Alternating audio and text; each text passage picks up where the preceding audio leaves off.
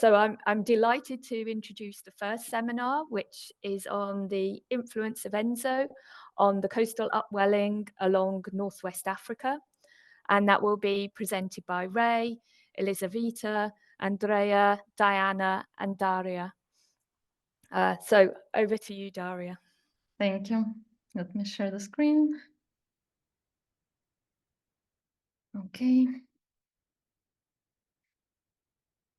So yeah, we already heard the title of our project, so I'll just jump straight into a little introduction to ENSO, or El Niño Southern Oscillation. And that is a quasi-periodic oscillation of sea surface temperature, or SST, as well as sea level pressure across the tropical Pacific. And ENSO has two distinct phases, El Niño and La Niña. And El Niño condition refers to the warming in East Pacific that is known as canonical El Niño. And there is also something known as Modoki El Niño condition, which is also warming, but in this case, in the Central Pacific. And then the other phase of ENSO is La Niña, which refers to the cooling in the East Pacific. So ENSO greatly influences global precipitation patterns and wind circulation through something that is called teleconnections. Yeah, so teleconnections in general are links between great distances in the climate. So in this case, for example, what is the impact of ENSO, or like the conditions in the Pacific into different parts of the world? In this case, we are interested in one specific connection, and it's the connection between the Pacific and the North Atlantic. And it is known that this connection between Pacific and North Atlantic, known as Pacific-North Atlantic teleconnection, is due to atmospheric bridges, which are caused because of warming that goes up in the atmosphere, and then this warming sink in a different part of the world, in this case the Atlantic, and change or influence the wind circulations in that other region. And this impact is known to be affected by the position in which the warming occurs. So we can see there the connection between ENSO and potentially other regions in the world. Next. Okay, and the main topic of our project is coastal upwelling. So here's a brief overview of what it is. So coastal upwelling is a phenomenon started when the winds blow parallel to the coast, and that leads to surface waters to move offshore. In turn, the cool, nutrient-rich waters from the deeper level of the ocean now flow forward towards the surface. And because of all these nutrients on the surface, there is a growth of phytoplankton. And as a result, everything that eats phytoplankton, so basically other higher level consumers such as fish, sharks, and so on, increase in population. So this is a very important mechanism for marine ecosystems. And also it is influenced by sea surface temperatures and therefore by ENSO. Next slide. Yes, so all these processes that we have discussed brought us to one of our main research questions, in which we try to understand what is the influence of ENSO in the Northwest Atlantic coastal upwelling through the Pacific North Atlantic teleconnection, specifically what happens during the canonical and the Modoki Niño event. And here in the left, you can see our study area, which covers from the Western Sahara to Cape Verde in Africa.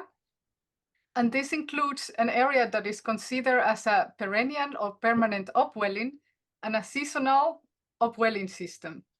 The first thing we did was to analyze if we could identify these two regions, and we did it using an upwelling index that is measuring the difference in temperature between the coastal and the temperature offshore around 5 degrees in the space. And you can see that if the values are negative, the temperature remains constantly cool. And if it's positive, it's warm. And you can see the two regions that are in the bottom of the graphic are the two that corresponds to the perennial upwelling, and the other two regionals, seasonal upwelling. And next. Right. Getting into the mechanism of our analysis. So the basic idea was to leverage the entire spatial distribution of Pacific SSTs and Atlantic SSTs to arrive at a sort of robust linked mode between the two of them. And to do this, we firstly start off with high resolution SST data from Copernicus, which is mostly based on observations. And then we follow the method of Takashi et al. 2011 to identify the SST signals, the spatial SST signals corresponding to the East Pacific and Central Pacific ENSOs. So this is done using a principal component analysis that essentially diagonalizes the autocovariance matrix of that data. And from these two specific modes are identified as Eastern and Central Pacific El Nino modes. And subsequently, we carry out another process called canonical correlation analysis. So this is where the linking between Atlantic and Pacific happens. So we take each of the two SST distributions, Central and East Pacific, and try to link them with the total Atlantic SSTs. Next slide. Yes, so this shows the first step of our process, so which is the principal component analysis to identify the Central and East Pacific El Nino modes. And on the right side, you can see the figures from Takashi et al., where they had identified the same. And our results do closely agree with theirs. And subsequently, we try to link these Pacific sea surface temperature variations to sea surface temperatures in the northeastern tropical Atlantic. Next slide, Lisa. Thank you.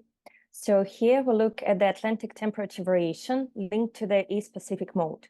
And the first step was to identify the temporal lag, because it takes some time for the effects to manifest at a long distance location. And we manually lagged the Atlantic data with respect to Pacific data for the lags from 0 to 6, 0 meaning 0 months and 6 months. And here on the graph, on the table, we can see that maximum explained covariance and correlation would occur at 4 months lag. So Atlantic SST variation lags 4 months behind the Pacific SST. So these results show that at the graph around the Cape Blanc and Western Sahara, there is a relatively cooler area. And this aligns with Ray and Reason finding from 2021, where they described upwelling in this region, but without attention to El Nino diversity. Next slide, please. And same analysis was repeated for Central Pacific El Nino. The observed lag was inconsistent on the graph, so we could choose either 2 or 3 month lag. We chose 2 months lag. And here on the graph, we can see the cooling over the open ocean and relative warming along Western Sahara. Also, we see cooling from Cape Blanc to Cape Verde. Here, it is important to say that this mode is more weakly correlated to the Central Pacific temporal variation comparing to the correlation of the previous mode. And this linked mode of variability is the original finding of our research and haven't been observed before. Next slide, please. Okay, here you can find about the mechanics. In our exploration, we can find an interesting difference between canonical and Modoki events. The canonical events origin from the Earth's Pacific exhibit moderate surface temperatures anomaly over the most Atlantic basin, especially in upper ocean. In contrast, Modoki events original from the Central Pacific don't not result in significant warming in the north eastern tropical Atlantic. Instead, cooling is observed in this region, indicating a different impact compared to canonical events. In the coastal, we can find a better aligned winds in canonical events, where Modoki is a poor wind alignment. How can I explain this kind of mechanism between ENSO events and Atlantic variation? or reference like one and also another author, they try to explain about the bridge for linking in the Pacific and Atlantic, because when change the sea surface temperature in the Pacific Central change, you can find anomalies in the Walker Sand, and then happen anomalies in Hadley Sand, and this kind of the behavior change also like the subtropical high anomalies, and this kind of the change then can or behavior or temperatures in front of the area. No, please. Okay, finally, we have some conclusion, and we have summarized about the effect of how this ENSO affect specific at the coastal dwelling or response to ENSO. Specifically, the typical El Niño, we can find a color water observer of the Western Sahara.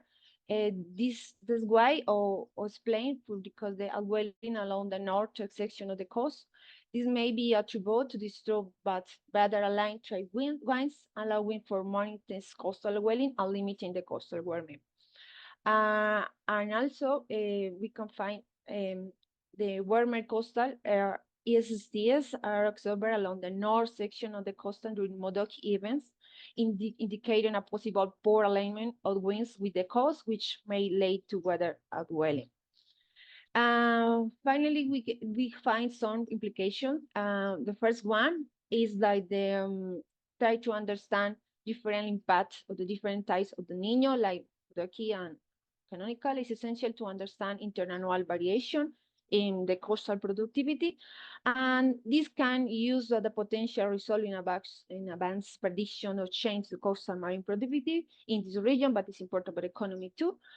And relative increase the prevalence of the Modoki type events has been suggested as like potential reduced coastal upwelling. It may result a long-term shift the coastal marine ecosystem. Next, please. What exactly limitation we can find in this project? The first was about the method, because when both PCA and CCA don't account for non-stationary signals, while ENSO and entity collection are non-stationary over longer time scale. About the methodology, we think that other teleconnection like the North Atlantic oscillation don't consider here. However, it's important because we try to explain about the bridge between Pacific and Atlantic. And finally, this kind of mechanics, it was not explained with data. We try to explain about to find some good reference that they find a difference between a Modoki and canonical. However, other factors can also influence coastal upwelling. No, thank you. And that's it.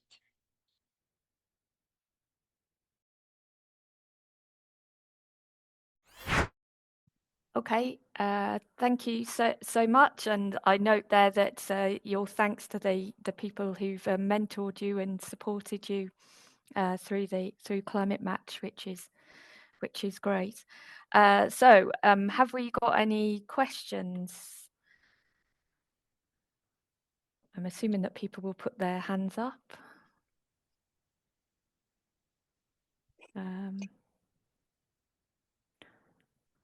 Julie? Yeah.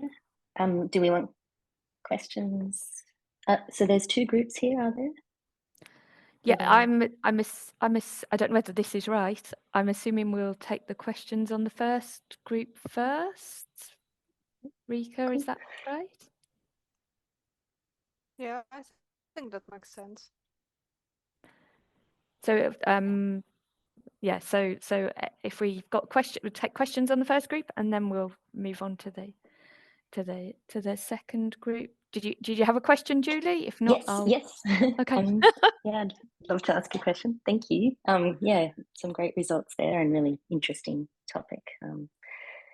I live in Australia and we have very big impacts from El Nino, and particularly El Nino Modoki. So it's nice to see this applied to other regions, which I'm not familiar with.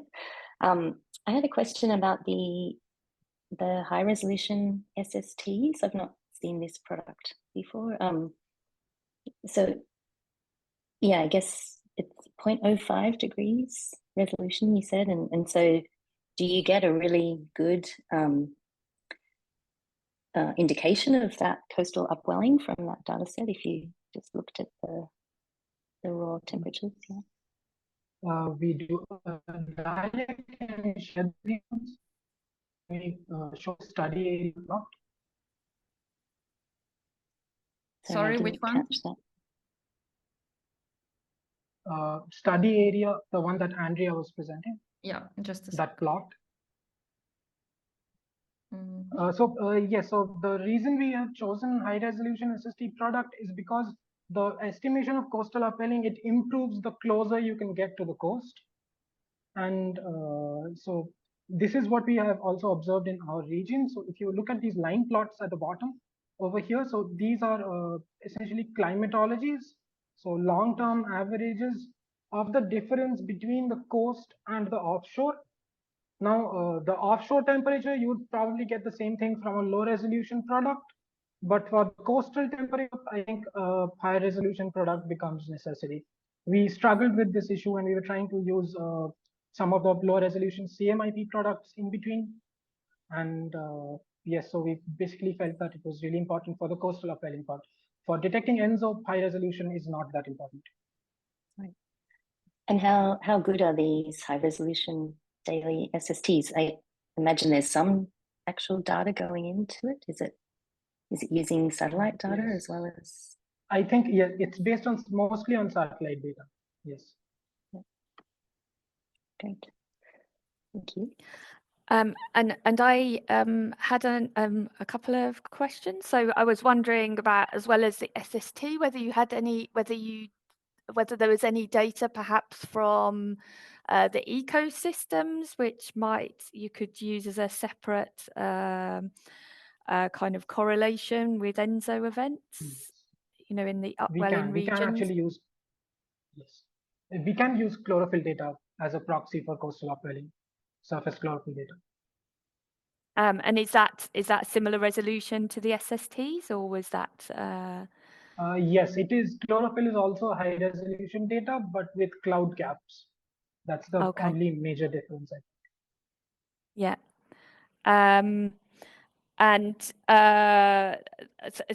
So my other questions are, so I didn't know whether you'd thought about looking at the model data, and of course, you know, I totally agree with you that the regular CMIP resolution will not capture the coastal upwelling, but maybe some of the higher resolution experiments, and I know that that's a lot of data, but I wondered if you thought of looking at this in the model, maybe not in your project, because I know that it's a limited time, but whether there might be some value in that further along in the future? Yes, yes, actually our mentor had recommended using the CMIP datasets, and we did spend some time working on it. But there were two issues we ran across. The first was obviously the resolution question, but I think that can be solved with higher resolution datasets. But then the other issue is, since we are trying to link it to ENSO variations, the model needs to project the ENSO related variations also equally well. So ideally, we need a model which is both high resolution and faithfully reproduces observed ENSO variations. And within the time frame, we were not able to narrow it down to that, but we are considering expanding on this further. Yeah, well, I think that I think if you could find, if in the future and you all had time and the funding to do it, that could be a really interesting avenue, because not only, you know, you could also then look at the connections and establish that the mechanisms as well there.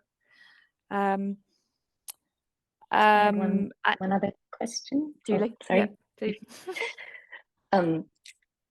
The mechanism, it's always the hardest part, really, is to try and understand the mechanism. And 4 months seems like a long time to me to be coming via the atmosphere. I think usually we think the atmosphere would connect those basins on a bit of a faster timescale. So I'm wondering if you looked at the seasonality at all of the in the PCA and CCA that you did, because we know that El Nino peaks typically in December, January, February, and perhaps there's stronger connections in certain seasons. Did you look at that at all? We have, both of these linked modes and the Pacific, both of these linked modes do have a strong seasonal component. And well, actually, to tell you the whole story, we had initially started 2 separate experiments.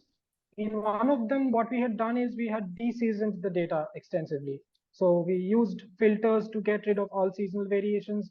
And then we had tried something called a maximum covariance analysis between them. And the effort was very similar to this one. We were trying to find linked modes. But the issue that showed up there was it's a method called complex MCA. So it systematically deals with the question of lag. And we ended up with modes which had very unrealistic lags. So we had modes with some 3 years lag. So we dropped that experiment and we shifted to this one. But within this experiment, we have not dealt with the seasonality explicitly yet. But we have most of our code bases ready, and we will be, that's the next thing we'll be doing right after this. Nice. Yeah, that sounds good. Well done. Thank you.